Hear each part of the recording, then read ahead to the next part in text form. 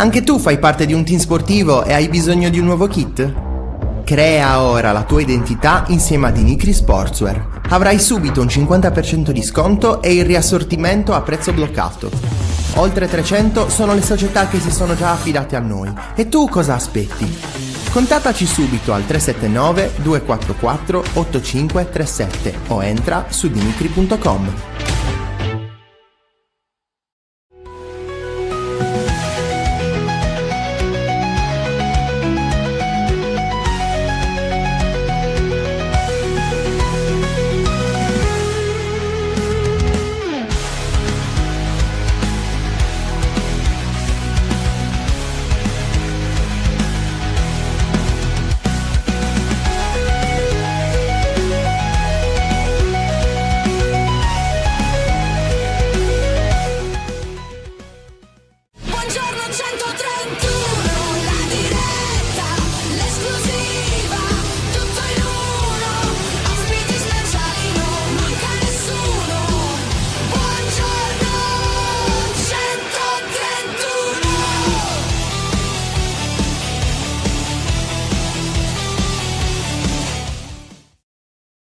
Buongiorno e ben trovati, nuovo appuntamento con Buongiorno 131, giovedì 5 febbraio, settimana che ci porterà al posticipo della 24esima, ovvero Roma-Cagliari, la gara dell'Olimpico. Ieri c'è stata la conferenza di Angelozzi, ne parleremo appena arriverà Francesco.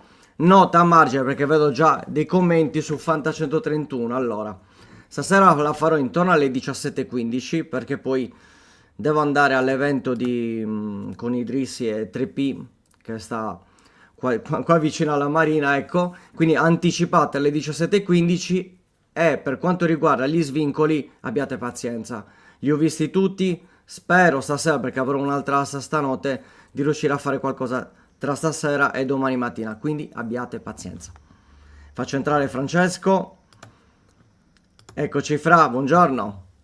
Buongiorno, bontà tua che mi fai entrare, grazie, grazie. No, è che stavo finendo un Gentilissimo. discorso, quindi non riesco a fare due cose in contemporanea. Ah no? Ah no? No, non ci riesco. Scusate, ero al telefono. Bene. Stavo dando un po' di note sul Fanta 131 di stasera che verrà anticipato alle 17:15. Hai detto che hai regalato 20 crediti a tutti gli abbonati? Certo. Come no? Ci mancherebbe. Luca Di Leonardo, generoso. Generoso. Mi hanno anche tolto la domanda, Fra, veramente, tristissimo. Allora, in realtà oggi ho scaricato il file originale e nel file originale c'è. Il problema è che si sente male. Così. Sabotaggio. Esatto. Sabotaggio. E quindi praticamente dal video che poi hanno caricato su YouTube hanno tagliato parte della risposta data al collega Stefano Ambu, la domanda del collega Fabio Ornano e la tua, e poi riparte con la domanda del collega Luca Neri. Bene.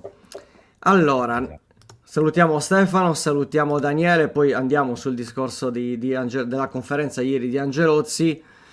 C'era anche un'altra domanda, ecco, di facce. Buongiorno, quasi weekend, com'era ieri l'umore e l'ambiente in allenamento? Direi tranquillissimo, anzi, hanno lavorato per bene anche sotto la pioggia, quindi ci poteva essere più gente. Video, ma non l'hanno caricato vabbè. Faccio far vedere qualche foto però. Allora, abbiamo fatto le foto. Ecco, questa è la risposta sul bilancizio. Arriveranno, promesso. Ciao Tracada, ben trovato.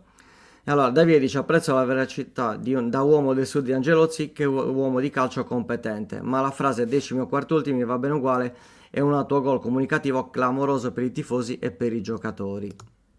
Sì, però anche su questo secondo me va anche lo contestualizzato. riascoltiamo? Sì, lo riascoltiamo? Vai, perché vai, così, vai. perché vai. Ripeto, come ho detto prima, Luperto è un giocatore forte, però quando si fanno le scelte bisogna accettarle, rischioso. Abbiamo giocato pure senza Luperto, ha giocato Rodriguez, ha dimostrato di essere un giocatore valido.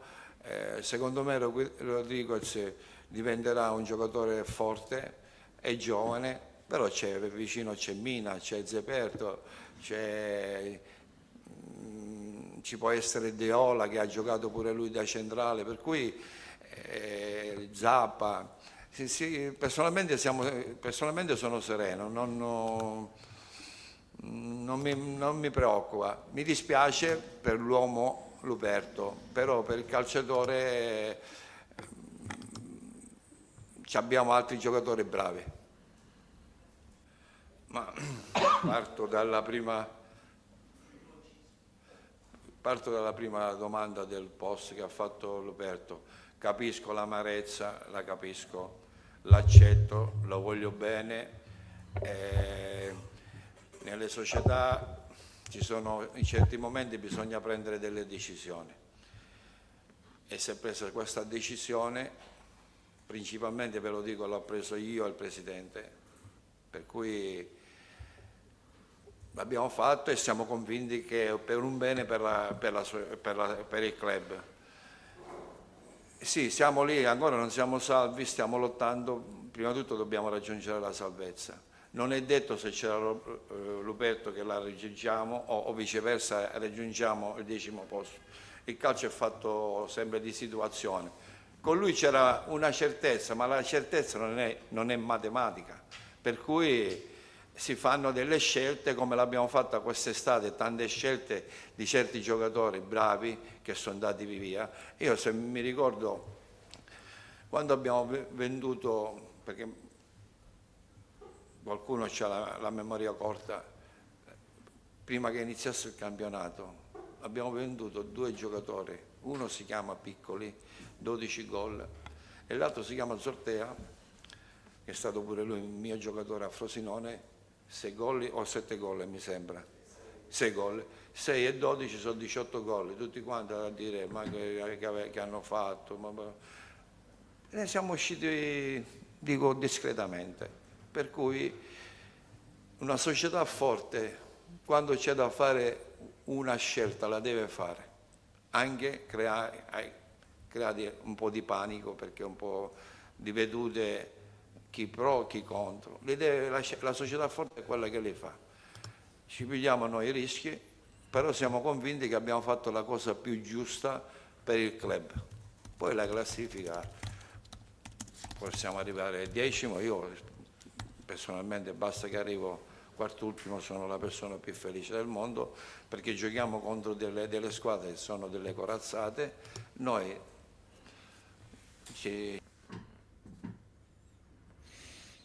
Dice io personalmente,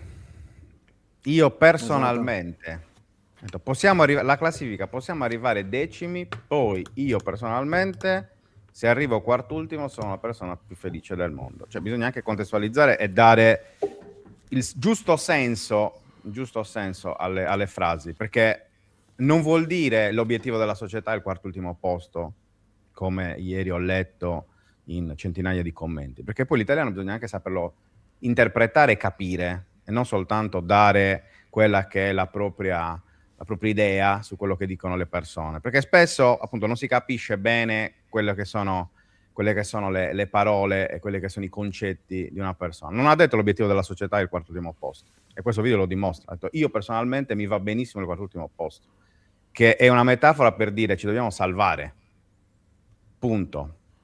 Poi si può dire quello che si vuole, tanto sappiamo che la piazza è divisa, lo sarà per ancora diverse settimane su questa operazione Luperto e su quant'altro, poi vediamo. Cioè, ridurre una conferenza stampa a questa frase è un po' riduttivo. Mi sembra disonesto. Cambia tanto. Mi sembra disonesto. Sono d'accordo, assolutamente. Abbiamo il nostro primo ospite, poi ritorneremo a parlare ovviamente della conferenza di Angelozzi, lo facciamo entrare. Eccoci, ciao Jacopo, ben trovato. Ciao ragazzi, ben trovati a tutti. Ciao. Mi sentite?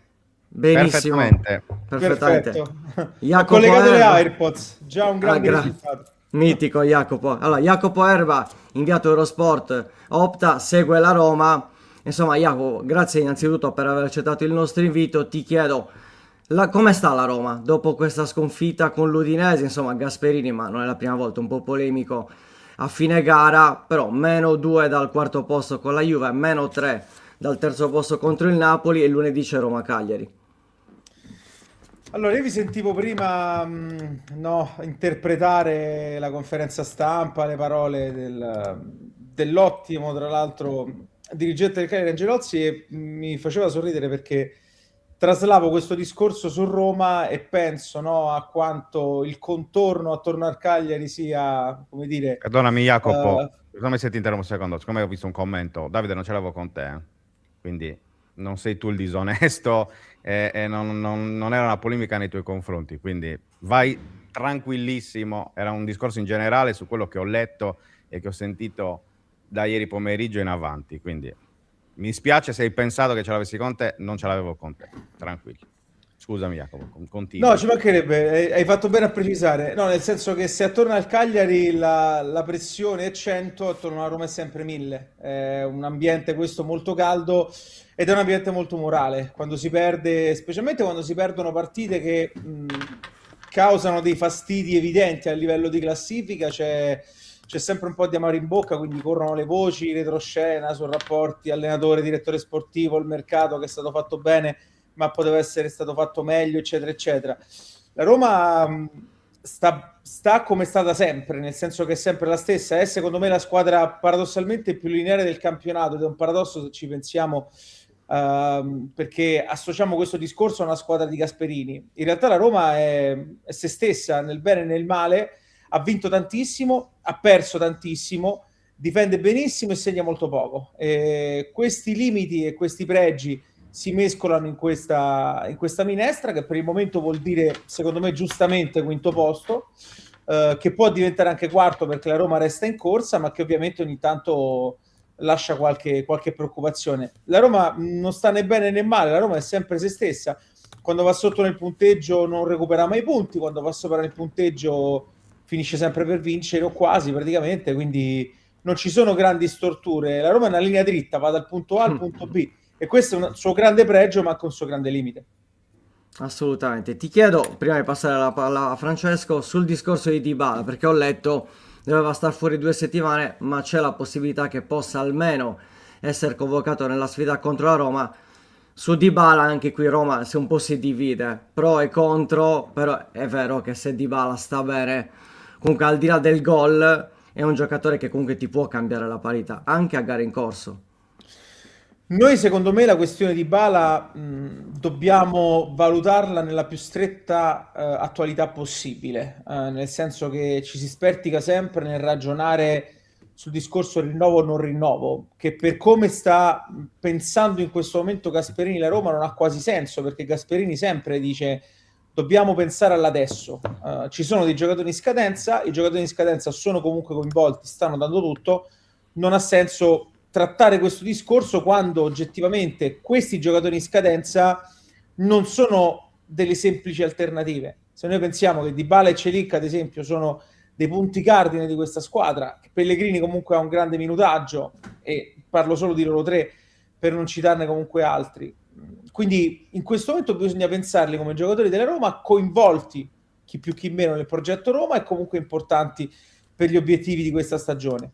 Dybala, Gasperini l'ho detto molte volte, se c'è sta bene gioca, è il suo faro tecnico, è un giocatore che comunque a Udine, al netto di una partita che si è spostata sul lato molto fisico, ti è comunque mancato per il semplice motivo che è quello che ti avrebbe potuto dare quel qualcosa in più di estemporaneo. Cioè, Udine è una partita che la Roma non avrebbe mai vinto sul piano della produzione offensiva e in generale della produzione di gioco rispetto all'avversario, perché ha trovato un avversario più grosso, un avversario più pronto, un avversario più fresco. Partite del genere, che la Roma è comunque molto brava, o quasi sempre abbastanza brava, diciamo molto no, abbastanza brava a tenere comunque vive, perché comunque resta a punteggio stretto, prende gol sempre da episodio.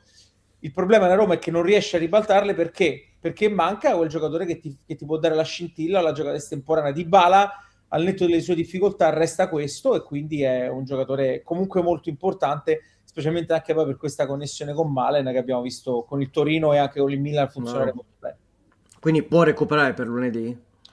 Mi sembra molto difficile. Se ci sarà in panchina, anche perché è un giocatore che non può essere in alcun modo forzato. Cioè lui, se comunque viene coinvolto, è perché si è certi che sia almeno al 70-75%. Non mi sembra questo il caso, non è un infortunio grave il suo, ma credo che l'intento sia preservarlo per i prossimi impegni, che con tutto il rispetto per il Cagliari, che al momento è una delle squadre secondo me più in palla e più interessanti anche del campionato, poi ci saranno partite contro avversarie di livello superiore e l'idea è preservarlo per quelle lì. Perfetto, Fra? Stiamo vedendo la foto di Malen, Jacopo, che è forse l'acquisto principale del mercato invernale in casa Roma. Quanto è utile questo giocatore nel gioco di Gasperini? Chiaramente è ancora molto presto per giudicarlo, visto che se non sbaglio ha giocato 3 partite, però dall'esordio clamoroso a Torino, in cui ha fatto veramente il diavolo a 4, perché sembrava immarcabile, tra gol fatto, gol annullato, movimenti, gol sfiorati e tutto. Poi nelle ultime chiaramente forse ci si aspettava anche qualcosa di molto importante da lui, è andato un po' incalando, però quanto sarà importante da qui in avanti per la Roma, viste le grandi difficoltà dell'attacco giallorosso con Ferguson e Dovbyk? Allora, io sono uomo di numeri e c'è un dato che mi preme sempre sottolineare quando si parla di Malen, di questi primi scorci di Malen, diciamo così. Lui segna col Torino e tra l'altro fa anche doppietta in realtà, perché poi un gol glielo annullano per un fuorigioco giusto a millimetrico. Contro il Milan resta negli occhi la grande occasione che lui si è oggettivamente divorato, perché da quella posizione uno come lui deve fare gol e questo non c'è dubbio, ma in una partita in cui lui fa il suo secondo maggior totale di tiri in un singolo incontro in carriera. Era arrivato a 9 in una partita, se non sbaglio, di Premier League. Adesso non ricordo quale fosse la prima, sono sicuro che oltre ai 7 c'è andato una volta sola. Lui tira 7 volte contro il Milan. Insomma, è una squadra di tutto rispetto, che ha trovato degli equilibri, che ha dei giocatori molto forti, quindi è un calciatore che come storico e come tasso tecnico è indiscutibile, perché lo dicono i gol, lo dice la sua storia europea, lo dice il suo impatto nelle realtà in cui è stato, soprattutto Dortmund, ma non solo. È un giocatore che, come tutti gli attaccanti con queste caratteristiche, per quanto tecnico e estroso possa essere, va comunque innescato.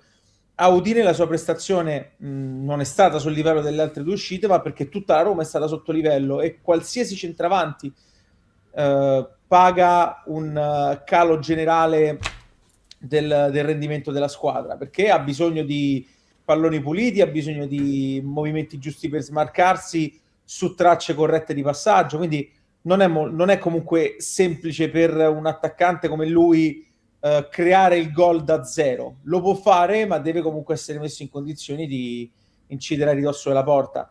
Per chiudere il discorso, tornando alla tua vera domanda, è un giocatore essenziale. Cioè, se la Roma fa il suo percorso con Malen già inizio anno al posto di Dovbyk e Ferguson, secondo me qualche partita in meno la perde e secondo me qualche punto in più in classifica lo ha.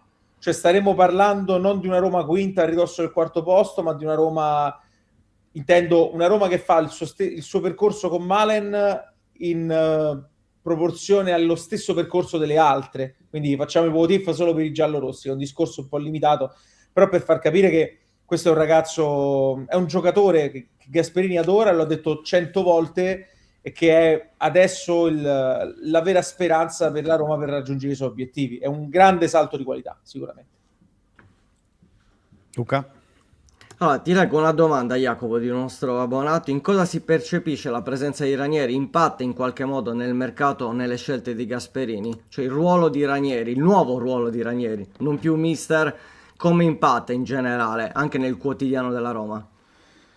Allora, nel quotidiano Ranieri è il grande collante, perché dal suo arrivo, prima come allenatore e poi dalla transizione a dirigente, la vera evoluzione interessante del ruolo di Ranieri è quella che sta dietro alla consapevolezza da parte della società che ci vuole qualcuno che conosca la piazza, che gestisca bene gli umori dell'ambiente, che stia addosso alla squadra in senso in senso positivo. Ranieri è tutto questo, Ranieri è il tramite tra Gasperini e la società, Ranieri è quello che quando c'è un po' di maretta, vedi Gasperini, Massara, si fa vedere comunque davanti alle telecamere o si fa filmare la seduta d'allenamento che saluta ogni giocatore uno per uno.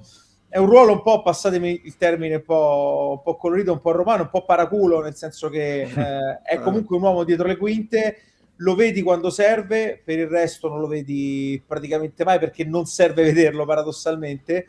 Lui è, mi viene da dire, un portatore di serenità, nel senso che è il bollino sul parmigiano, è la garanzia che comunque si voglia fare un prodotto di qualità. Poi se verrà fuori o meno, questo è sempre complicato dirlo. Gasperini è un allenatore che non guarda in faccia a nessuno, Massara è un bravissimo direttore sportivo, ma ha le sue idee, non è detto che collimino con quelle di Gasperini, anche perché c'è comunque una società da accontentare. E Ranieri in tutto questo è un grande trade union, cioè unifica gli interessi di tutti, prova a fare da pacere e in generale fa stare tutti sereni, perché quando vedi Claudio Ranieri attorno alla Roma stai sempre un po' più tranquillo.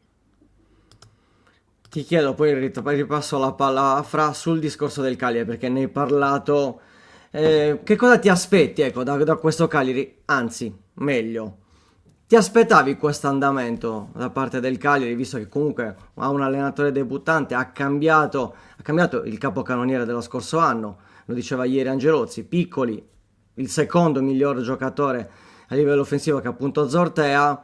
C'è stato un po' un arrivo dei giovani, mercato di gennaio, è sbucato Kilixoi finalmente, comunque molti lo aspettavano, insomma si è visto anche la caratura tecnica di questo giocatore, insomma quale può essere l'insidia, quindi l'andamento del Cagliari fino ad ora, se te l'aspettavi o meno, e quale può essere l'insidia del Cagliari rispetto alla Roma, visto che all'andata comunque, ricordiamolo, Cagliari vinse 1-0 con la Roma che era capolista in quella giornata. Sì, Roma capolista e Roma che probabilmente fa in quell'occasione, anche per grandi meriti del Cagliari, la sua peggior partita stagionale. Io devo dire una cosa, non ero dall'inizio sul carro di Pisacane, non c'ero perché le prime partite mi sembravano troppo legate a un passato di squadra comunque arcigna, soprattutto in casa difficile da affrontare, ma che aveva secondo me quest'anno i mezzi per proporre qualcosa di diverso, e vedevo invece un allenatore che per quanto giovane faceva ancora fatica, no, a fare questa transizione. In realtà, come sempre, è arrivata una dimostrazione del fatto che gli addetti ai lavori veri sanno come devono andare, almeno nella stragrande maggioranza dei casi, questi procedimenti, mentre chi sta fuori tali processi li vive in maniera un po' più esterna e un po' più approssimativa, perché la transizione è arrivata, ed è arrivata con delle grandi intuizioni di Pisacane. Gaetano a centrocampo è una bellissima idea che riabilita un giocatore molto interessante, che però oggettivamente non aveva una casa tecnica in questa casa, per quello che, in questa squadra, pardon, per quello che era il suo ruolo originale.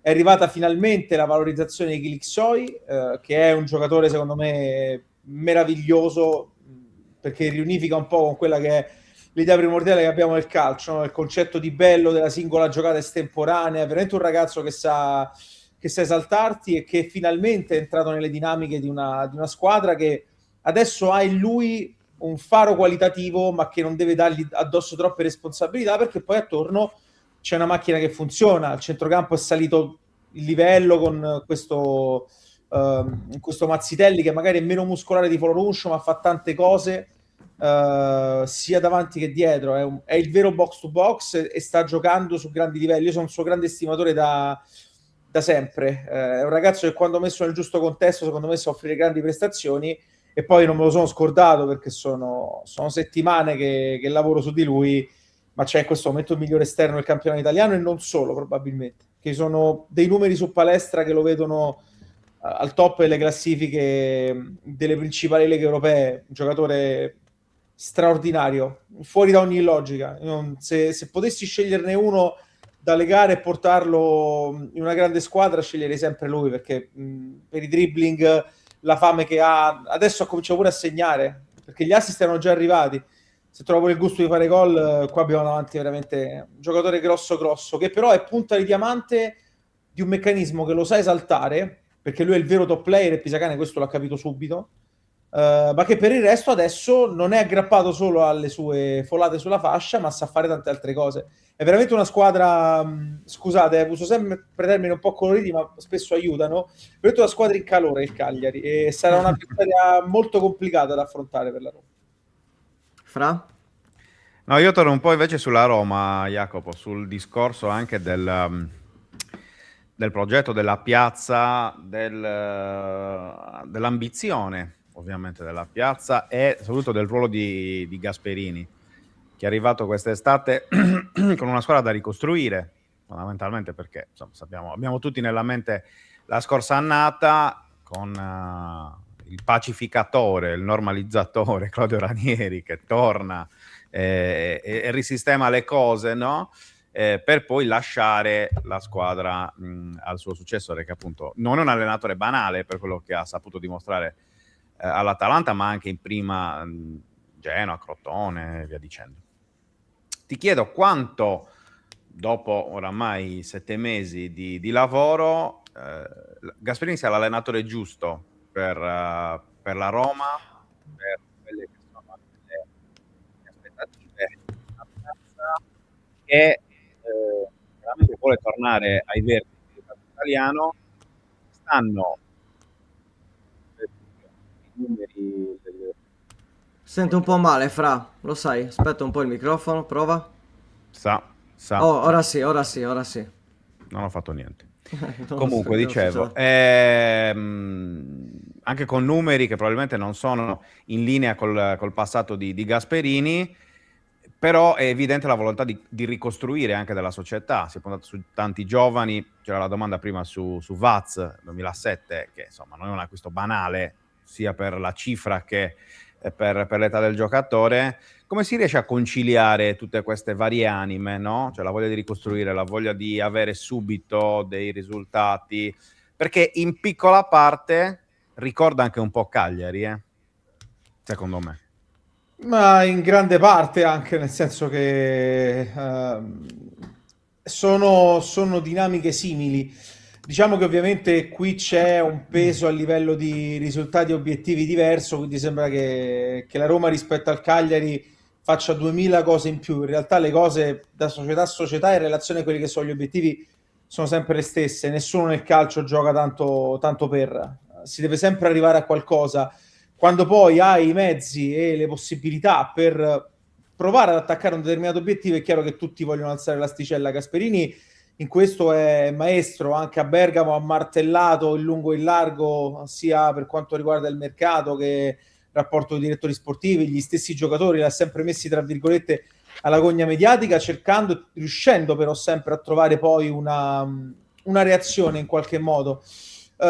Lui è il vero simbolo di questo progetto e mi piace finalmente definirlo tale rispetto a quella che che a partire da Mourinho fino a Ranieri è stata mi viene da dire da un certo punto di vista una splendida improvvisazione, nel senso che si andava a un mercato di occasioni, si costruivano gli instant team, si provava ad andare avanti in Europa, in campionato si vivacchiava in posizioni di classifica al di sotto della Champions, che infatti non fai da, se non sbaglio non ricordo se 7-8 anni, credo più 8 che 7. Gasperini ha delle idee chiare sui giocatori, su quello che vuole fare e sui suoi obiettivi. Non è tanto la persona, il profilo in sé, quanto le caratteristiche tecniche. Lui ti dice: Saracozza è un giocatore che può darmi una mano nell'immediato perché gli serve quel tipo di giocatore. Vaz ti dice: è il futuro, perché lui, in relazione a quello che ha fatto fino adesso, ti fa capire che si aspettava una reazione diversa da parte della Roma, si aspettava un giocatore più pronto, avrebbe voluto giocatori più pronti per estendere questa rosa e per arrivare già adesso a degli obiettivi che secondo lui sono raggiungibili. Poi c'è una società che fa i suoi conti, che ti dice l'investimento maxi lo si fa soltanto per giocatori ventenni perché sono più rivendibili, si può incanalare anche questa strategia di player trading che grazie a Gasperini porta sempre grandi dividendi, quindi ci sono tante idee diverse nella stessa scatola, però è un progetto questo che è nato finalmente in maniera virtuosa grazie soprattutto a Gasperini, e speriamo grazie anche a una società che secondo me ha capito che bisogna dargli retta. È una Roma questa che ha al momento delle lacune, le ha avute soprattutto dopo un mercato estivo che è stato deficitario nel reparto chiave. Si è provato ad aggiustare, il prossimo anno lo dovrai rifare un po' meno da zero, ma comunque dovrai rifare movimenti importanti in attacco. Intanto ha trovato una grande difesa. Il problema dell'attacco è ancora secondo me risolvibile da qui in avanti, quindi ci sono le potenzialità per vedere una Roma ancora in crescita, in lotta per il quarto posto, sottolineando sempre che a ranghi quasi, anche solo quasi completi, le altre 4 sono migliori, tutte e 4, nonostante l'arrivo di Malen.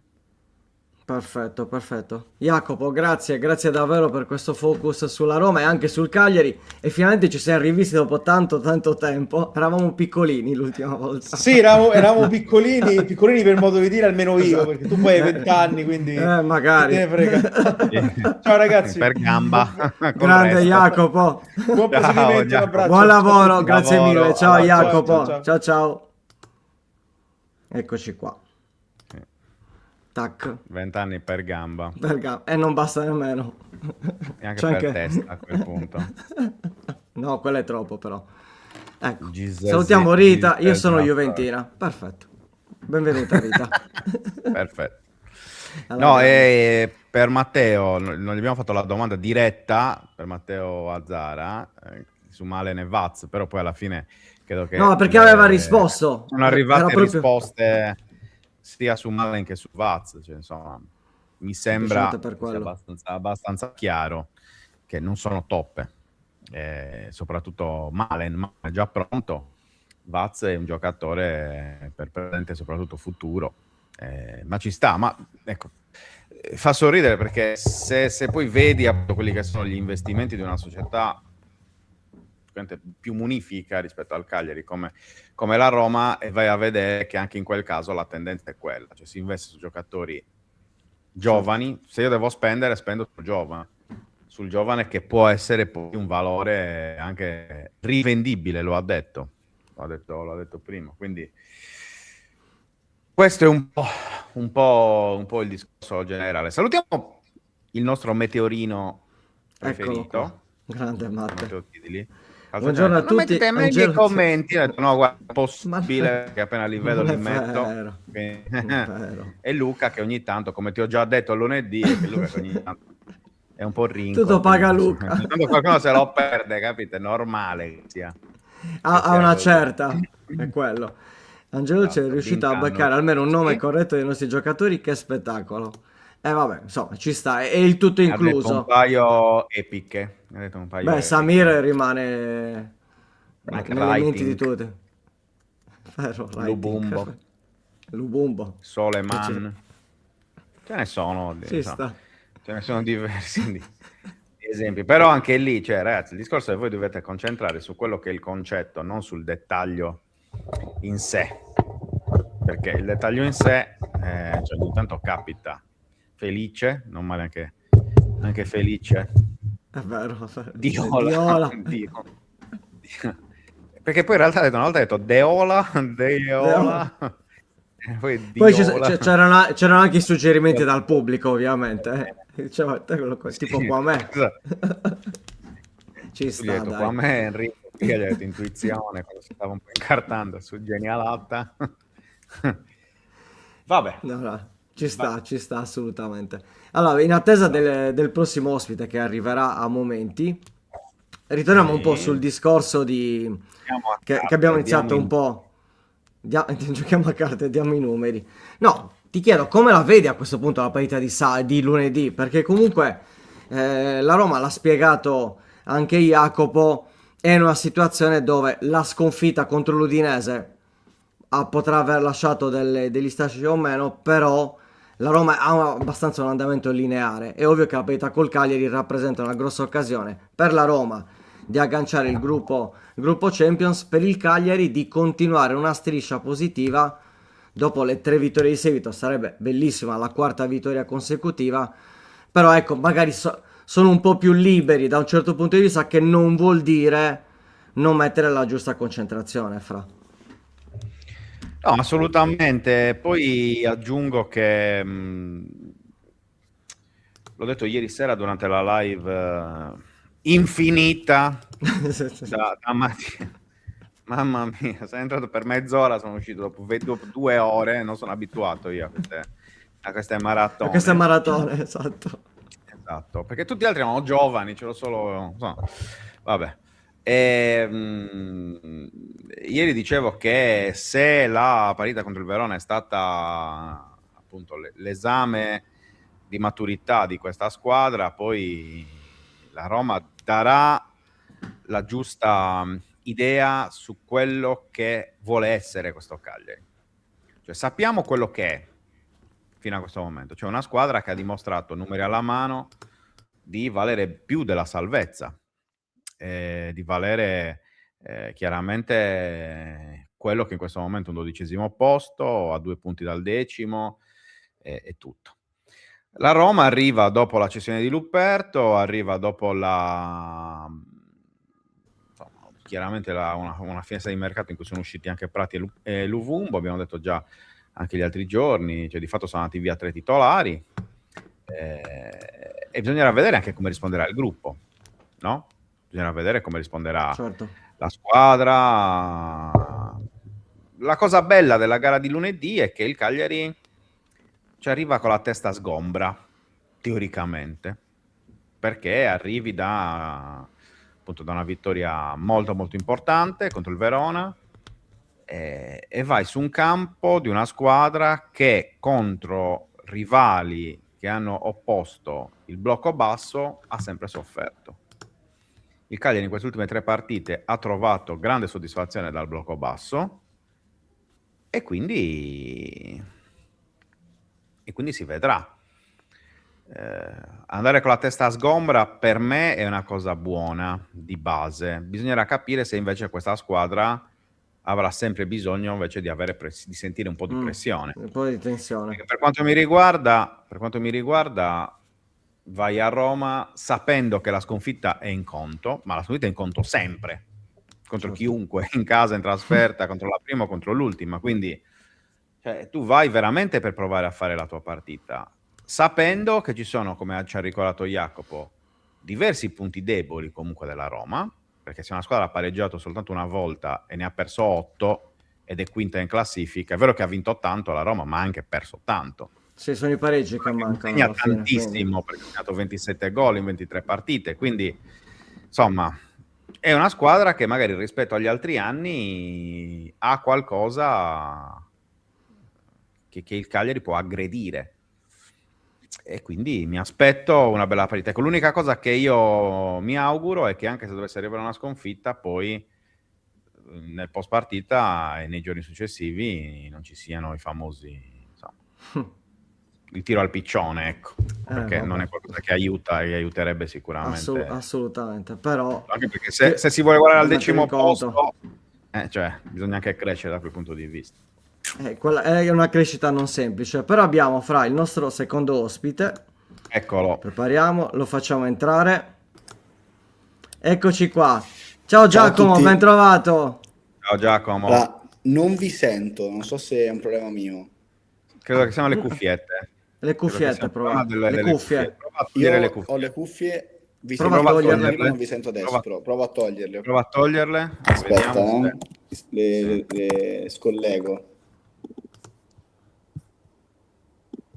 Perché a volte lo fa. Sì. Con gli AirPods. Esatto, proprio Sentite adesso?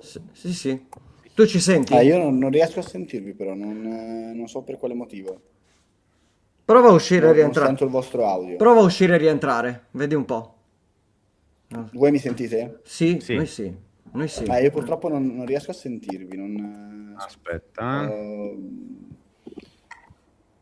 Anche tolto le cuffie, ma non so se...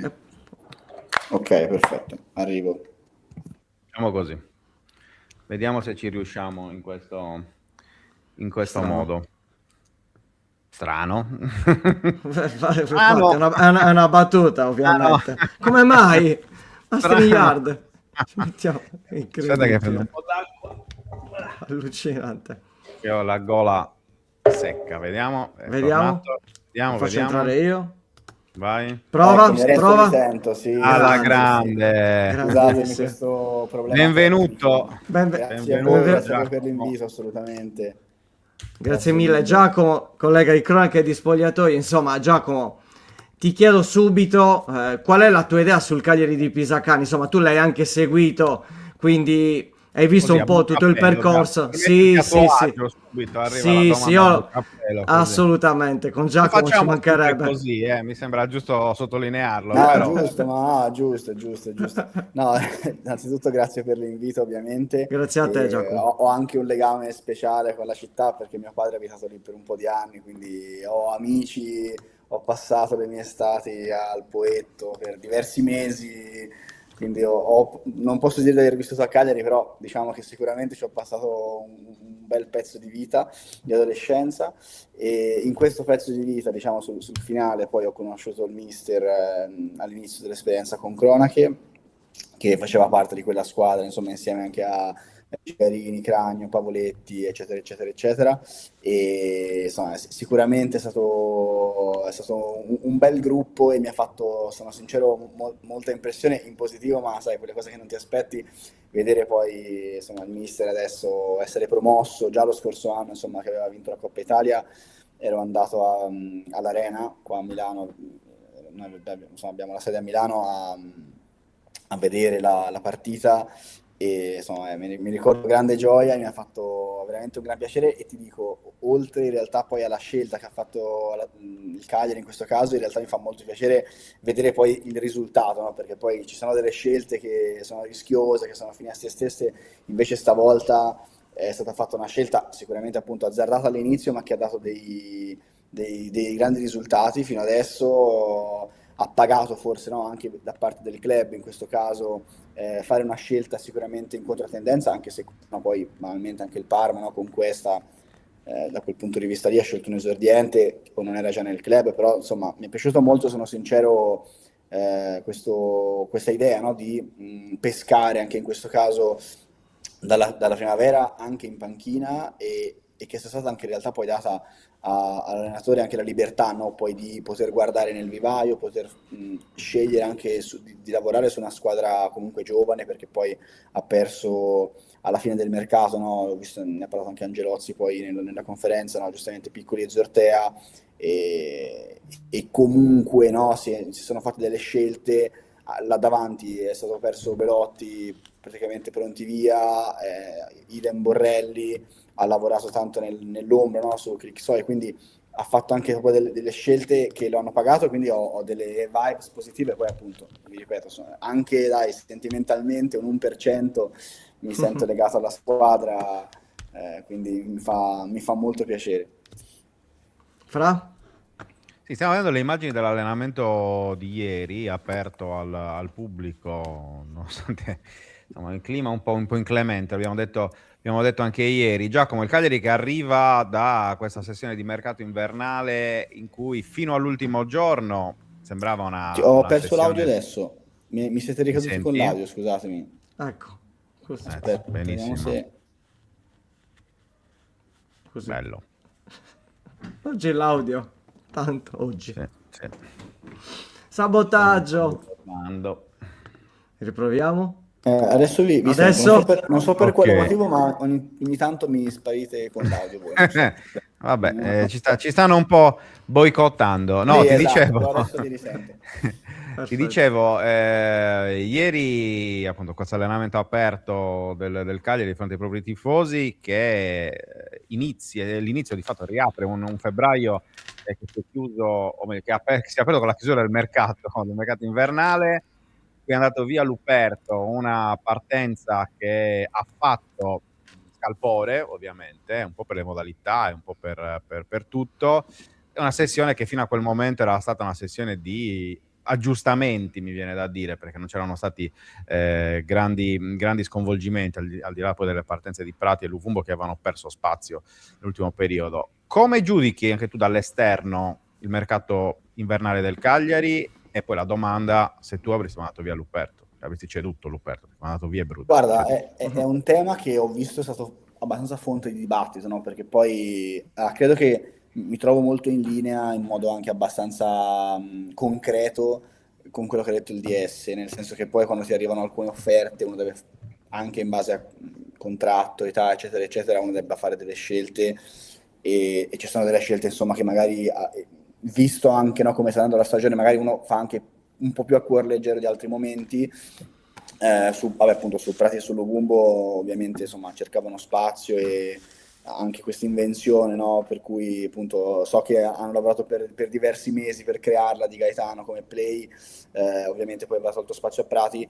Per Luperto ti dico, ovviamente credo che conoscendo molto bene loro la situazione, ci sia da affidarsi, nel senso che ti ripeto, anche io personalmente mi trovo molto d'accordo col DS, nel senso che comunque quando ti offrono certe cifre in certi determinati momenti bisogna, no, anche guardare quella parte lì, anche perché insomma di base poi i giocatori non mancano, sicuramente rispetto appunto a Prati e soprattutto a Luvumbo anche si è, diciamo così, perso qualcosa, no, da un certo punto di vista, però dall'altra parte, vi ripeto, credo che nei momenti vadano fatte delle scelte, e se lo hanno fatto partire, anche ragionando un po' sull'offerta che è stata fatta, penso che abbiano anche valutato, no, il rapporto rischio-beneficio che ne deriva. Luca? Ci sta, ci sta. Ti chiedo invece su un altro singolo, perché Kilixo insomma è sulla bocca di tutti ormai, un giocatore aspettato, un giocatore arrivato in sordina, tante aspettative su di lui. C'è stato un momento in cui quasi c'era il rischio che potesse andare via a gennaio per lo scarso utilizzo, però poi una volta che è entrato non è più uscito dal campo. Insomma, ha fatto dei gol destro, sinistro, di testa, mezza rovesciata, tante giocate. Un giocatore tecnico, è difficile trovare un attaccante così tecnico. Ti chiedo dal di fuori qual è la sensazione di questo giocatore, che comunque all'inizio quasi era sai, Kilixo è un giocatore turco 2005, al Cagliari deve sostituire Piccoli, l'infortunio di Belotti, Borrelli che arriva comunque da una situazione diversa. Insomma, come hai visto un po' questa crescita, sia dal punto di vista ambientale che dal punto di vista tecnico nel nostro campionato di Kilixoi? No, guarda, allora, secondo me Kilixoi è un po' come posso dire, lo specchio del fatto che tante cose si sono anche incasellate bene, no? Perché poi penso che in generale, no, poi quando le cose uno cerca di farle girare bene, no? Anche poi i piccoli dettagli ti escano bene, e da questo punto di vista il lavoro che hanno fatto, appunto, come vi dicevo anche all'inizio, pronti via, comunque Belotti lo prendi fuori, Pavoletti ha avuto problemi, Borrelli appena ingranato si è fatto male, alla fine anche non ti dico per necessità, perché comunque è stata fatta una scelta anche in estate, in cui tramite appunto il DS è stata fatta una valutazione, no, anche poi con lo staff di Montella, che ha dato sicuramente poi anche un parere tecnico, no, al Cagliari, e sicuramente da quel punto di vista lì è stata fatta una scelta interessante, perché comunque Kilixoi 2 anni fa da 18enne, una stagione incredibile in Turchia, poi quella dopo, cioè, la scorsa ha avuto un po' di problemi, e sicuramente è stato, cioè, un grandissimo colpo, sconosciuto sicuramente in Italia, perché appunto non veniva da una stagione incredibile. Ci hanno lavorato tantissimo sia sulla condizione fisica, sia su tutto quello che concerne poi, no, magari essere fortissimi negli ultimi 30 metri, però poi ce ne sono anche altri 70 e passa da coprire in campo, quindi su tutta questa parte che in qualche modo va a completare, no, il calciatore, e nel momento poi esatto in cui è stato messo davvero in campo ha reso, direi in modo incredibile. Io mi ricordo che abbiamo intervistato Borrelli verso ottobre-novembre, insomma, nel momento, no, dell'exploit, ed era di fatto una grandissima scommessa anche quella, perché poi di fatto per la Serie A era praticamente un novellino, e nonostante tutto era un calciatore molto funzionale. Cioè, mi ricordo proprio all'inizio di aver tra l'altro scritto al mister dopo la prima partita contro la Fiorentina, dicendogli non mi sarei mai aspettato questo utilizzo di Borrelli in questo modo, anche perché comunque non era neanche un grandissimo bomber in B, quindi avere anche, no, magari quella fantasia, quel coraggio di metterlo in campo poi fin da subito. Appunto poco dopo l'intervista poi ovviamente si è fatto male, nel momento in cui è stato messo Kilixoi, sicuramente il gol al Torino gli ha dato anche un boost di fiducia in se stesso incredibile, e penso che appunto adesso sia un calciatore appunto per cui poi c'è un riscatto anche importante, ma credo che se dovesse continuare così anche in questa seconda poi parte di stagione, in questo finale di stagione, siamo davanti veramente a un gioiellino per il Cagliari, che ha già fatto un incasso incredibile con Piccoli lo scorso anno, che magari insomma giustamente proverà a tenerlo, perché comunque poi sappiamo che una stagione non basta, però abbiamo visto che invece tante altre volte basta anche una grande stagione, no, per fare un bel salto, e sicuramente rimarcherebbe secondo me ancora di più questo tratto del progetto del Cagliari, che è veramente un luogo, un posto in cui, ma penso banalmente anche a Caprile che è rimasto, a Palestra che viene valorizzato, a Esposito che sicuramente ha trovato una dimensione che lo sta veramente valorizzando, no? E per cui magari sa anche di avere una futuribilità rispetto ai vari prestiti che ha fatto anche in passato. Lo stesso Gaetano, no? Che comunque magari riusciva a essere poco incisivo nella parte finale del campo, e che invece si riscopre, no? Con un altro ruolo anche per la gioia, ma banalmente anche dietro ci sono dei calciatori che sicuramente sono cresciuti e che appunto ora sono chiamati a confermarsi, però ecco, penso che in generale che l'Ixoi sia un po' ovviamente in questo momento, no, il nome più, come posso dire, anche interessante insieme a Palestra, ma dall'altra parte sia anche un po' lo specchio, no, di quello che è stato fatto. Fra? Aspetta che No, mi sa che vi ho non ci ripersi. senti di nuovo. Esco e rientro, arrivo, scusatemi. Ogni volta che c'è il cambio. È un simpatico gioco questo. No, ma secondo me io sentivo non so se le senti anche tu, c'era un po' di nell'audio. Vediamo. guarda un po'. Non c'è motivo, ma ogni tanto mi scappate via. Vabbè, facciamo, non c'è un problema, tanto è gratis, quindi non è che bisogna mettere il gettone ogni volta per entrare, quindi finché non c'è il gettone siamo a posto. Perfetti. No, sulla linea di questo ragionamento, ti faccio una domanda che, appunto, approfittando del fatto appunto che Cronache poi si occupi di tutto l'universo, diciamo così, non soltanto del Cagliari, ma Serie A, Europa, mondo e quant'altro, quindi penso che ti possa dare una risposta appropriata a riguardo. Quanto vale questo Cagliari secondo te? Realmente e in potenza? Perché secondo me questo è anche un punto abbastanza chiave per il presente e per il futuro di questa società.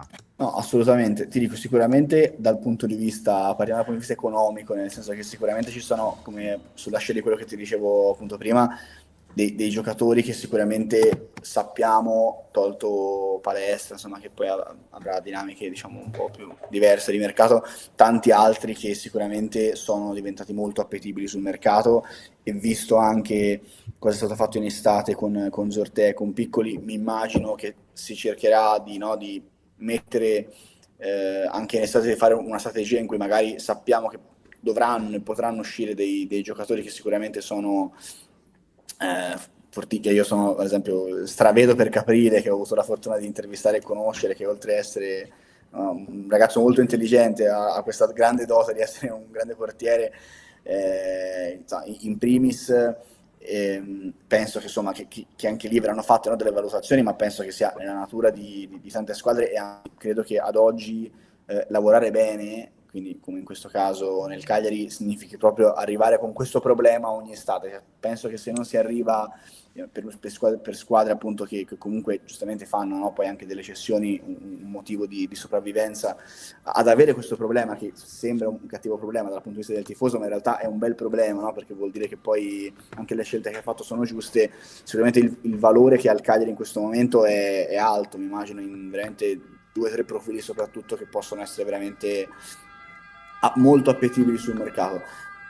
Allargo un po' il prospetto, cioè mi sembra, anche rispetto, no, magari a tante altre concorrenti, adesso l'asticella in questa stagione si è un po' alzata, però comunque il primo obiettivo ovviamente rimane la salvezza, senza dimenticarci che comunque ancora il campionato è lungo, rispetto a a quelle che sono appunto tante competitor. Credo che in questo momento, rispetto magari anche agli anni passati in cui ci sono state molte critiche, il progetto sia molto ben delineato e molto forte, anche con l'arrivo appunto poi della nuova proprietà si sia un po' fortificato, no? Anche questo senso di avere una traccia il direttore è molto riconoscibile, ho avuto il piacere di intervistarlo quando era a Frosinone ed è veramente un conoscitore di calcio incredibile, con aneddoti, mille aneddoti, mille vissuti, e quindi insomma anche quella poi appunto ha fatto anche ovviamente dei passaggi a vuoto in carriera, però sicuramente è un direttore che ha un'anima, e credo che appunto l'arrivo di Borrelli sia anche abbastanza eloquente in quello.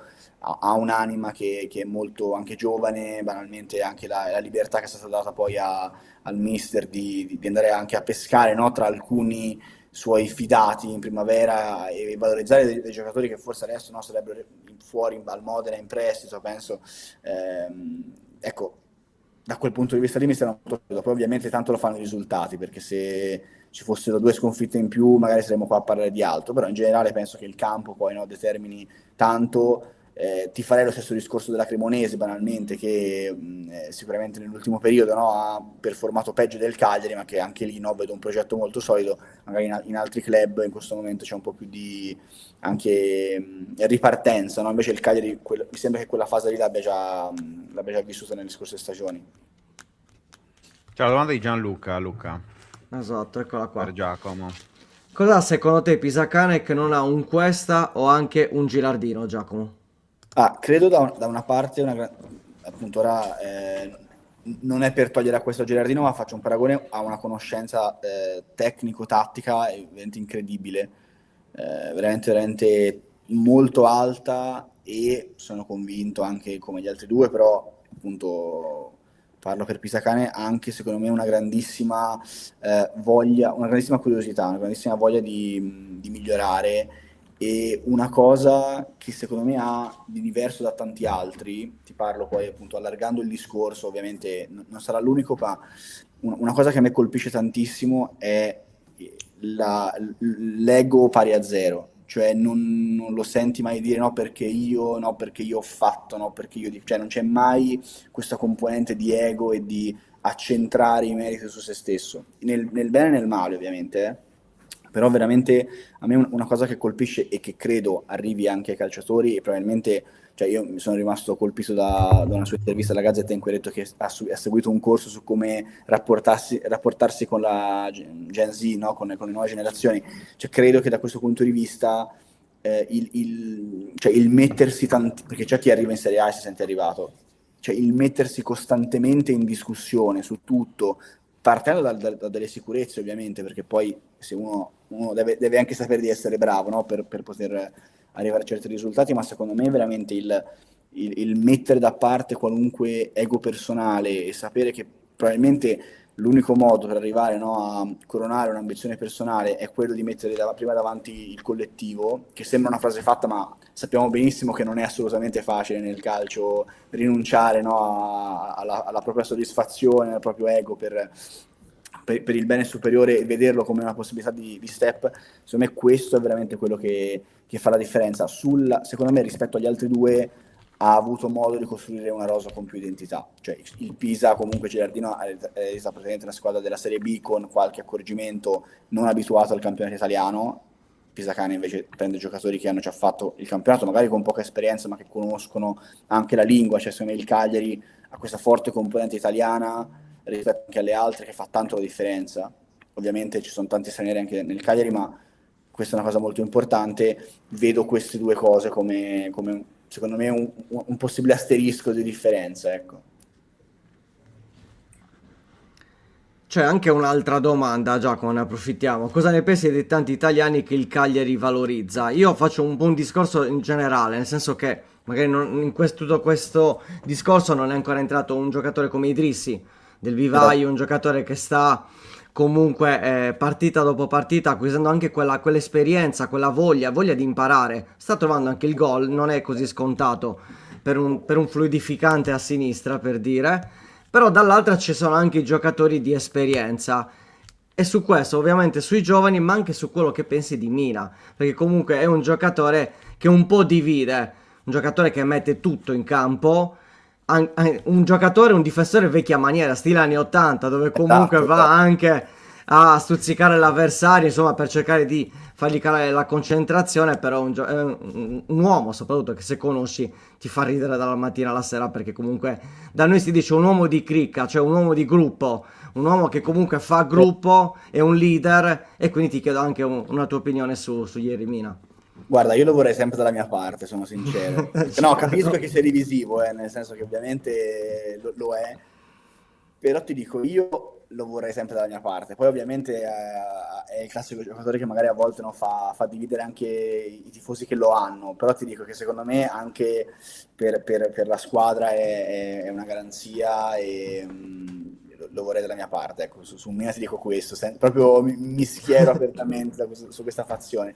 No, e in generale sì, sono d'accordo, appunto, parlavamo prima di Piccoli e Zortea, alla fine anche nel progetto mentale i sostituti comunque sono italiani, c'è tutto un lavoro, cioè io penso anche all'operazione su Sebastiano Esposito, che è un amico prima che un calciatore, che stravede per Cagliari, per vivere a Cagliari, per tutto ciò che è Cagliari, e che secondo me ti dimostra come un ragazzo che comunque ha avuto tante pressioni fin da quando era veramente giovanissimo, 17 anni, che di fatto ha già girato diverse piazze, al momento in cui no, poi deve scegliere cosa fare da grande, davanti a tante proposte sceglie il Cagliari, perché secondo me lì c'è anche cioè ormai c'è quasi una sorta di garanzia, no? Nel senso che comunque se vai a Cagliari, oltre a stare bene di vita, che sicuramente rispetto a tanti altri posti in Serie A fa la sua differenza, perché non ho mai sentito un calciatore parlare male di Cagliari, e anche da questo punto di vista secondo me è un qualcosa in più. Penso a Esposito, penso a Caprile, che sicuramente è venuto lì anche quando c'era Nicola, che è un altro che ha fatto benissimo, che sicuramente ha lasciato qualcosa anche in questa squadra. Idrissi, giustamente lo dite voi, la capacità che ha avuto secondo me anche il Cagliari di lasciare in qualche modo, no, la mano, e di fidarsi del fatto che si potevano portare i giovani su, di andare a occupare delle posizioni, partendo anche dal lavoro che aveva fatto Pisacane poi in primavera, e in generale sul settore giovanile, senza magari appunto mandarlo in prestito un'altra volta, o anche tanti altri, no, di puntarci e di tenerli in casa. Secondo me lì si vede un po' anche no, la visione che c'è adesso, anche più chiara rispetto a tanti anni fa, ad alcuni anni fa, e sugli italiani ti dico, sono tutti molto interessanti. Probabilmente i giocatori che vi dicevo prima, tolto che l'Ixoi, che più si possono monetizzare, uso questo termine, però quindi equivale a valorizzazione, sono italiani, e Palestra è stata un'intuizione incredibile, secondo me è più incredibile che non ci abbia pensato nessun altro, sono sincero, perché mi sembra veramente incredibile questo, perché comunque si vedeva che era molto forte, poi però appunto tra essere forti e arrivare e fare subito la differenza, secondo me ci sono anche dei meriti del Cagliari, dello staff, perché insomma poi puoi essere forte, ma se sei in un contesto in cui non ti permettono di essere forte, probabilmente poi è un po' fine a se stesso. Perfetto, Fra, in chiusura. Sono un paio di domande ancora per Giacomo. La prima è su Palestra e ti chiede Marco in che posizione sulla fascia lo vedi meglio in nazionale Palestra. E poi la Roma, secondo te in cosa ha scoperto di più a la Roma Udine? La fisicità, la capacità di allargare il gioco o le ripartenze? Sono due risposte. Ok, ti dico, parto dalla fine, secondo Ok. me il grande quesito è che è molto difficile affrontare l'Udinese, cioè abbiamo visto in generale, hanno una squadra molto fisica, assolutamente, credo che questo faccia la differenza, ma penso anche che abbiano un allenatore che sa preparare molto bene le partite. Ovviamente l'Udinese non è molto costante, ma penso che sia un qualcosa che va a colpire un po' tutte le squadre, diciamo, che lottano per quello che fa l'Udinese. Però l'Udinese non è, cioè raramente è doma, no? Raramente è un po' come il Pisa, cioè raramente entra in campo e dice vabbè, oggi è persa sicuramente. No, è molto probabile che vada male, ma per il Pisa, però lottando. E ti dico, probabilmente il fisico dell'Udinese, cioè la conformazione della squadra è un tema, anche Davis adesso che sta veramente, è sbocciato da quando poi Lucca gli ha lasciato più spazio. Quindi ti metto, secondo me, la preparazione dell'allenatore, quindi come preparano le partite anche in funzione degli avversari, secondo me veramente un qualcosa di molto importante, e hanno anche comunque dei singoli in questo momento, che vabbè, Echele in campo su tutti, ma anche Davis che stanno girando molto bene, Zaniolo poi appunto si è fermato, però è un altro tema. E sulla prima domanda che ho dimenticato, Era palestra in nazionale. quale posizione? allora ti dico, secondo me la cosa su cui sta migliorando incredibilmente sono gli ultimi metri, perché comunque anche dietro era già forte, anche nel fare l'esterno alto era già ottimo. Abbiamo tantissimi esterni forti, anche i difensivi. Secondo me lo vedo un esterno che può diventare, lo è già adesso perché abbiamo visto, insomma, però se diventa anche più, cioè se impara a fare sempre la scelta giusta in attacco, può diventare veramente un esterno che forse si può guardare anche un po' più in fase offensiva, anche di adesso, proprio come ruolo di partenza. Non lo vedo come un'ala, però visto che comunque in questo momento abbiamo tanta abbondanza di esterni difensivi, quindi anche banalmente gli esterni che possono fare il 3-5-2, ci manca tantissimo quell'esterno, no, che possa fare la differenza negli ultimi mesi. Esatto, in attacco, ti dico, non lo vedo come un'ala pura, ma credo che possa fare quel tipo di lavoro lì. Cioè, banalmente, se guardate l'Atalanta, gli esterni dell'Atalanta, anche quelli alti, fanno praticamente quel lavoro lì. E penso che Palestra, non so se vivrà l'Atalanta in futuro, ma in generale per la nazionale, penso che un ruolo anche per sopperire un po' a quello che ci manca davanti possa prenderselo, visto che comunque dietro, bene o male, siamo coperti. Però penso che meriti di essere convocato a marzo, ecco. Ecco, questa è la base. Sì, Deve essere convocato. Nel senso, Speriamo. ma anche, ti dico, anche guardando come ragionano le nazionali straniere, che hanno sicuramente anche molta più qualità di noi, Inghilterra, Germania, cioè Palestra in un'altra nazione adesso viene convocato, ma perché comunque anche per la forma che ha, parliamoci chiaro. Certo. Vero, verissimo. Anche soltanto per quello ti direi, guarda, sinceramente. Bravi. E soprattutto perché poi, essendo così giovane, lo porti, non hai neanche cioè, lui non è che abbia la pretesa di giocare da subito titolare, capito? Quindi però cioè, in questo sono momento solo elementi positivi. No? se guardo gli italiani, sinceramente faccio fatica a tenerlo fuori da 23 giocatori che meritano di giocare con la nazionale, ecco. Faccio molta fatica in questo momento. È vero. Verissimo. Questo Giacomo, è grazie. un po' quello che penso. Grazie davvero di essere stato con noi. Ti aspettiamo a Cagliari, quindi Esatto. quando vieni fatti vivo, perché insomma io ho mille cose da chiederti e di cui chiacchierare, che non fanno parte ovviamente di argomenti da diretta, ma insomma, siccome fai parte di una realtà che per noi è un esempio, un modello, quindi insomma mi farebbe piacere personalmente. No, insomma, ti ho sentito molto basso, ma ti ho chiacchierata. sentito, l'audio è finito sul finale, no, ti ho sentito, no, innanzitutto grazie per l'invito e per la stima anche nei confronti di Cronache. Spero di venire presto a Cagliari per fare delle belle cose anche da Esatto. visto che appunto ora sono 6 anni che non vengo, ho tantissimi amici sparsi per la città, quindi veramente auguro sempre il meglio al Cagliari e a Cagliari ovviamente, perché è un bel pezzo di cuore. Ti aspettiamo Grazie. davvero. Un abbraccio e Grazie buon mille. lavoro. Grazie buon Giacomo. lavoro. Ciao Giacomo, buon lavoro. Ciao. Ciao. Eccoci qua. Insomma, oggi l'audio ha fatto le bizze. bello. Sì, Ogni soliti tanto scherzi. così. Perché questa Sì, settimana ancora non c'aveva No, mi sa, è giusto? successo ieri, ricordati, con Vittorio Sanna. Vabbè, ma lì era una questione Di audio, Bluetooth, audio, dici, esatto, collegamento. di devices, come dicono quelli bravi. Stiriar ti dice, vuoi Qua, usarci? secondo me, Ok, non devi fare nient'altro. Qua secondo me i devices non c'entravano nulla. Così, giusto per dire. Vabbè, comunque, insomma, Ci è sta. andata così. Anche Nando ieri, ma ieri anche Nando, il problema era il problema della sua connessione. Quindi. No, di Nando era la Oggi, connessione. secondo me, il problema era totalmente non dipendente da nessuno di noi. Esatto. Era Anche ieri ho fatto una live, un'asta, e a un certo punto ho frizzato, non riuscivo a uscire, non riuscivo proprio a uscire Hai visto? dalla live. Quindi vuol Quindi dire che ogni tanto si evidentemente... sfasa. Vabbè, comunque. Comunque è andata, e questo è l'importante.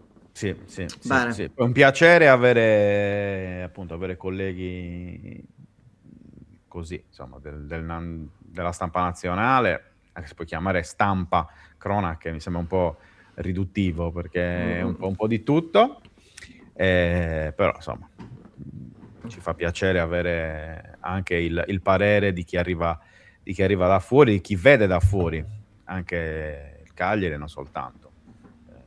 Un po' una faccia sullo sport sardo, quindi ci ha fatto piacere avere Giacomo Brunetti di Cronache di Spogliatoio, nostro ospite.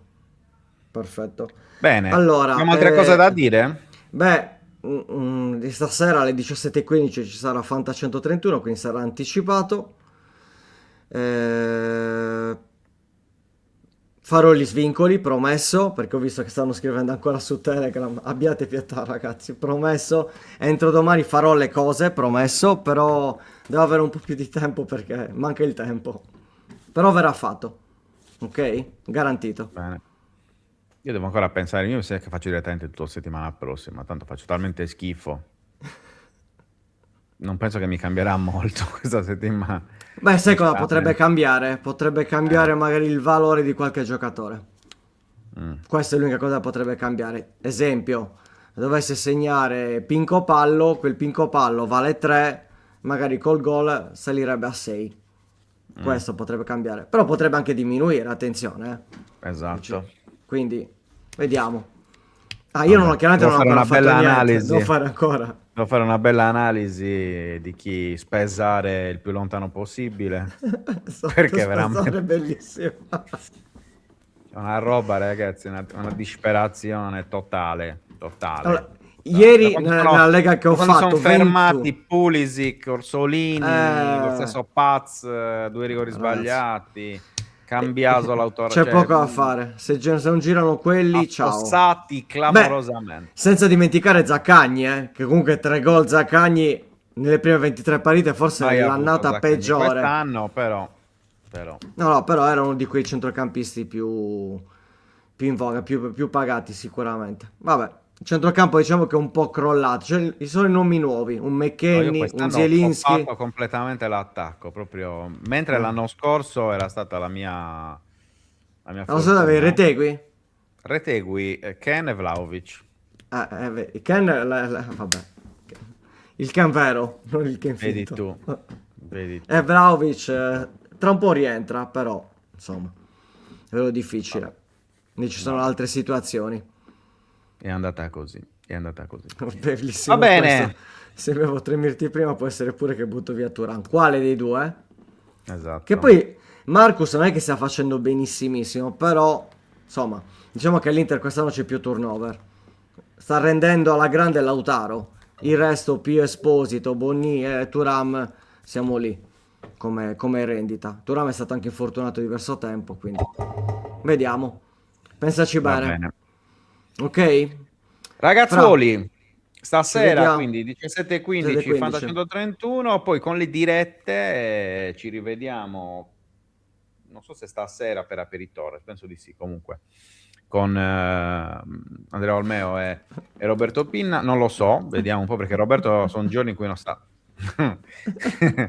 sono giorni in cui non sta benissimo, e quindi vediamo un po' se riuscirà a esserci. In ogni caso ci rivediamo poi la domenica alle 19 per la vigilia di Roma Cagliari con il solito format della vigilia. Stasera tu andrai da Idrissi e 3P a Sant'Eulalia, io andrò da Chilixoi a fare, non parla il buon Semi, però insomma andiamo a fare un po' di gazzosa come piace a noi, e basta. Quindi poi per ogni cosa con Buongiorno 131 invece ci ritroviamo lunedì mattina, che sarà un bel giorno lunedì, del pre-partita fondamentalmente. Ecco. sì, giornata Diciamo lunga il lunedì. così. Un lunedì in cui non ci sarà Cagliari Social Arena, ricordiamolo perché non ci sarà, e poi ci rivedremo di sera direttamente alle 19:45 con il pre-partita di Roma Cagliari. Quindi All'ultimo. weekend interessante e importante. Grazie a tutti coloro che ci hanno seguito, grazie anche a chi ieri sera ha seguito la live di di Mattia, di Matt Leccelso, in cui sono intervenuto, poi dicevo prima, sono rimasto 2 ore, dovevo rimanere mezz'ora, sono rimasto 2 ore. Queste sono state belle donazioni, spinte dal sottoscritto, peraltro. È stato divertente. Fatelo anche da noi, ecco, fondamentalmente. Luca Di Nardo si vergogna a dirlo, però, insomma...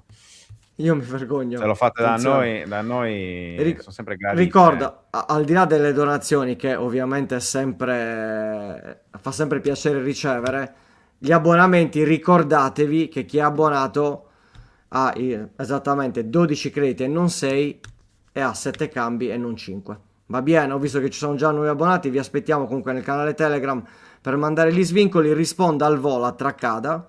Chi svincola nell'asta a 12, Frendrup o Fofana. Io Frendrup lo terrei perché è titolare, Fofana è indietro nelle gerarchie. Adesso sta giocando anche Ricci prima di Fofana, quindi E io poi una darei fame via di gol, Fofana. Fofana. Sì, infatti. Nel senso che se Quindi li mangia. la colazione si mangia. Quindi terrei Frendrup che è titolarissimo. Va bene? Grazie mille Nico, grazie a tutti ragazzi, Penso che si riferisca buona a giornata. ieri, però. Quella di ieri, vabbè, quindi quella di oggi non ti è piaciuta? Certo, c'eri tu. Mi pare evidente, scusa. Anche tu che chiedi. Grazie Scusa. Nico, grazie. Anche tu grazie. che chiedi. Poi mi porti a essere... Io non voglio essere brutale, però cioè, mi fai questi assist incredibili. Cioè, vabbè. Anche quella di oggi, dai, insomma. Giusto Ma giusto per, dai. Giusto, grazie Nico. per non farti sentire male. Va bene. Malen. Va Malen. bene. Speriamo non male nel lunedì. Esatto. Ragazzuoli, ci vediamo stasera per chi vuole. Ok? Grazie mille, buona giornata a tutti. Ciao Fra, ciao a Ciao. tutti. Ciao ciao.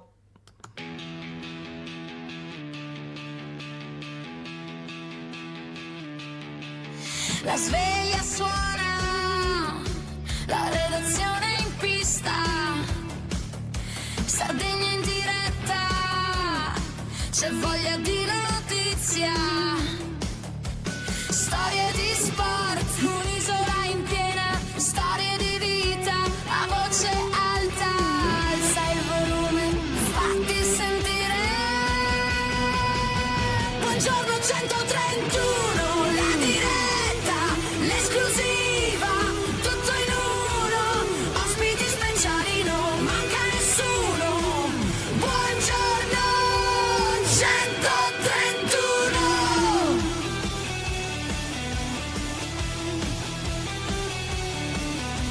Storie di sport, storie da raccontare, tra il campo e il mare c'è tanto da dire. Alza il volume, fatti sentire. Buongiorno 131, la diretta, l'esclusiva, tutto in uno, ospiti speciali, non manca nessuno.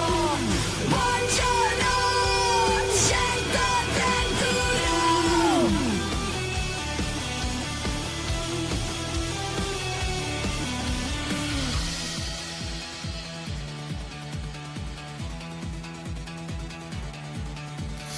Alza il volume, fatti sentire, la Sardegna a voce è pronta a stupire, un ritmo che batte, che non vuol finire.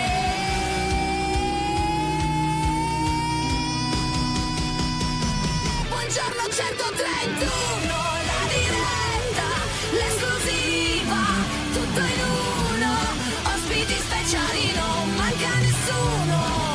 Buongiorno 131.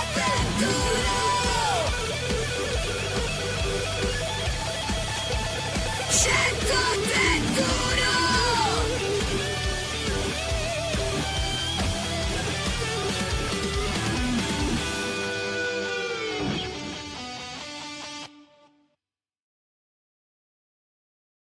Anche tu fai parte di un team sportivo e hai bisogno di un nuovo kit? Crea ora la tua identità insieme a Dinicri Sportswear. Avrai subito un 50% di sconto e il riassortimento a prezzo bloccato. Oltre 300 sono le società che si sono già affidate a noi. E tu cosa aspetti? Contattaci subito al 379 244 8537 o entra su dinicri.com.